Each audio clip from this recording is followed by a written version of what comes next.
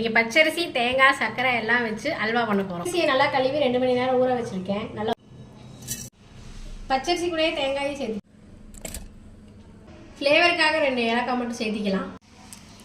இந்த 1 கிளாஸில் நான் பச்சரிசி அளந்து எடுத்தேன். அதே 1 கிளாஸ் அளவு சர்க்கரை எடுத்து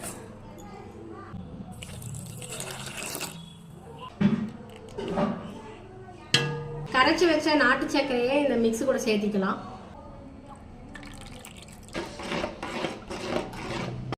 இது எல்லாத்தையுமே கலக்கிட்டு தான் ஸ்டவ் ஆன் பண்ணணும். அதுக்கு முன்னாடி ஆன் பண்ணக்கூடாது. கடையில் நெய் சேர்த்திக்கலாம். நான் இது ஆல்ரெடி 3 ஸ்பூன் நெய் ஆட் பண்ணிட்டேன். கடைசியாக 1 ஸ்பூன் ஆட் பண்ணி கிளறிக்கலாம். இப்படி பாத்திரத்தில் ஒட்டாமல் வர்றது தான் பதம். இப்போ அல்வா ரெடி ஆகிடுச்சு. இதை நான் கியூபாக கட் பண்ணி வச்சுருக்கேன். அளவு நல்லா சாஃப்டாக இருக்குது. உண்மையாகவே ரொம்ப சூப்பராக இருக்குது. ட்ரை பண்ணி பாருங்கள் நீங்கள். அடுத்து என்ன வீடியோ போடலான்ட்டு மறக்காமல் கமெண்ட் பண்ணுங்கள். பாய்.